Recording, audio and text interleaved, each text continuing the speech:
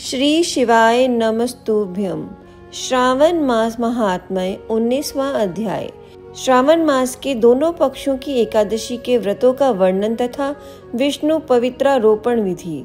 ईश्वर बोले, हे महामुने, अब मैं श्रावण मास में दोनों पक्षों की एकादशी तिथि को जो किया जाता है उसे कहता हूँ, आप सुनिए। हे वत्स, रहस्यमय, अति श्रेष्ठ, महान पुण्य प्रदान करने वाले तथा महापातकों का नाश करने वाले इस व्रत को मैंने किसी से नहीं कहा है। यह एकादशी व्रत श्रवण मात्र से मनुष्य को वांछित फल प्रदान करने वाला, पापों का नाश करने वाला, सभी व्रतों में श्रेष्ठ तथा शुभ है। इसे मैं आपसे कहूँगा, आप एकाग्रित होकर सुनिए। दशमी तिथि में प्रातःकाल स्नान करके शुद्ध होकर संध्या आदि कर लें और वेदवेत्ता, पुराणज्ञ तथा जितेंद्रिय विप्रों से आज्ञा लेकर 16 उपचारों से देवादि देव भगवान का विधिवत पूजन करके इस प्रकार प्रार्थना करें, हे पुंडरीकाक्ष, मैं एकादशी को निराहार रहकर दूसरे दिन भोजन करूंगा। हे अच्युत्य, आप मेरे शरणदाता होइए। हे वत्स, गुरु देवता तथा अग्नि की सानिधि में नियम धारण करें और उस दिन काम क्रोध रहित होकर भूमि पर शयन करें।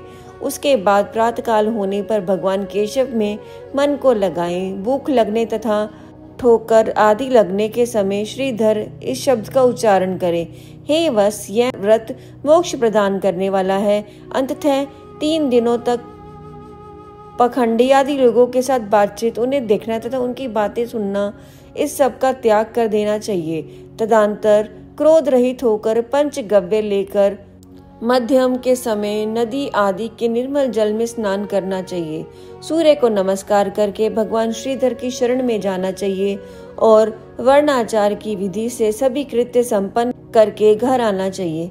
वहाँ पुष्प, धूप तथा अन्य प्रकार के नैवेद्यों से श्रद्धा पूर्वक श्रीधर की पूजा करनी चाहिए।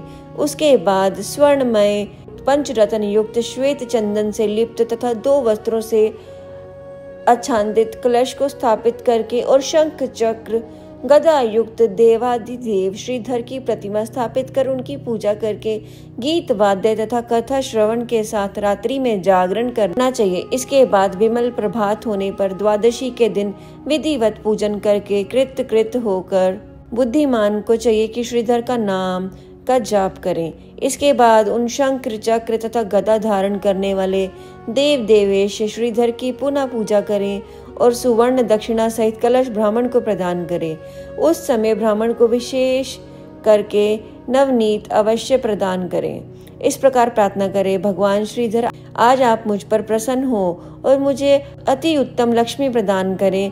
हे मुनि श्रेष्ठ, इस प्रकार उच्चारण करके जगत गुरु श्रीधर को प्रार्थना करके श्रेष्ठ ब्राह्मणों को भोजन कराकर अपने समर्थानुसार दक्षिणा देनी चाहिए। उसके बाद सेवकों आदि को भोजन कराकर गायों को घास खिलानी चाहिए। इसके बाद मित्रों तथा बंधु बांधवों समेत स्वयं भोजन करना चाहिए। हे सनत कुमार, मैंने आपको यह श्रावण मास की शुक्ल पक्ष की एकादशी व्रत विधि बतला दी है। इसी प्रकार कृष्ण पक्ष की एकादशी में भी करना चाहिए। दोनों व्रतों में अनुष्ठान समान है, केवल देवताओं के नाम में भेद है। जनार्दन, मुझ पर प्रसन्न हो, यह वाक्य बोलना चाहिए। शुक्ल पक्ष एकादशी के देवता श्रीधर हैं और कृष्ण एकादशी के देवता जनार्दन हैं। हे सनत कुमार, ये मैंने आपसे दोनों एकादशियों के व्रत का वर्णन कर दिया है। इस एकादशी व्रत के समान पूर्ण व्रत ना तो कभी हुआ है ना होगा। आपको यह व्रत गुप्त रखना चाहिए और दुष्ट के हृदय वालों को नहीं प्रदान करना चाहिए। ईश्वर बोले, हे सनत कुमार, अब मैं द्वादशी तिथि में होने वाले श्री हरि की पवित्रारोपण व्रत का वर्णन करूंगा।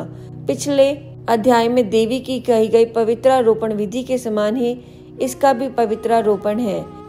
इसमें जो विशेष बात है उसे मैं बताऊंगा, सावधान चित्त होकर सुनिए। हे महामुने, इस व्रत के लिए जो अधिकारी बताया गया है उसे आप सुनिए। ब्राह्मण, क्षत्रिय, वैश्य, शूद्र तथा स्त्री, इन सभी को अपने धर्म में स्थित होकर भक्ति पूर्वक पवित्रारोपण करना चाहिए। द्विज को चाहिए कि स्त्रियों तथा शूद्रों के लिए नाम मंत्र है जिसके द्वारा वह विष्णु की पूजा करें। इस प्रकार द्विज क्रुद्धार्य इस मंत्र से शिवजी की पूजा करें। स्त्रियों तथा शूद्रों के लिए नाम मंत्र है जिसके द्वारा शिवजी की पूजा करें।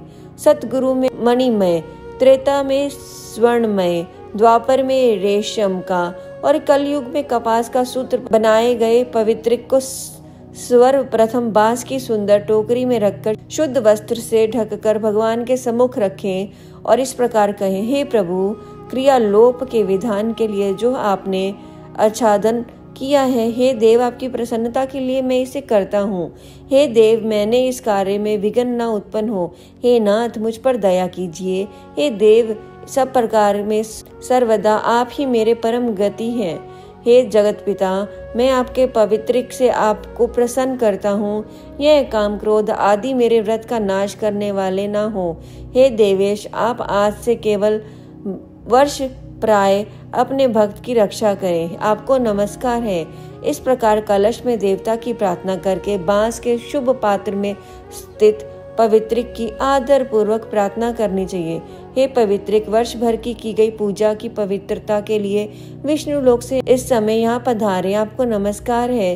हे देव, मैं विष्णु के तेज से उत्पन्न मनोहर सभी पापों का नाश करने वाले तथा सभी कामनाओं को पूर्ण करने वाले इस पवित्रिक को आपके अंग में धारण कराता हूँ। हे देवेश, आप पुराण पुरुषोत्तम, आप मेरे द्वारा आमंत्रित हैं। अंततः आप मेरे समीप पधारे, मैं आपका पूजन करूंगा। आपको नमस्कार है। मैं प्रातःकाल आपको यह पवित्रिक निवेदन करूंगा। इसके बाद पुष्पांजलि देकर रात्रि में जागरण करना चाहिए। एकादशी के दिन आदि वासन करें और द्वादशी के दिन प्रातःकाल पूजन करें।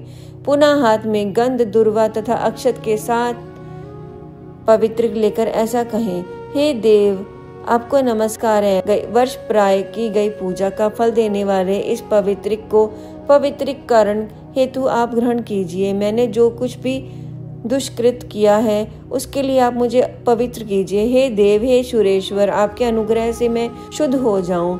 इस प्रकार मूल मंत्र से समुपित इस मंत्र के द्वारा पवित्र अर्पण करें। इसके बाद महानैवेद्य अर्पित करके निराजन कर प्रार्थना करें और मूल मंत्र से घृत सहित खीर का अग्नि में हवन करें।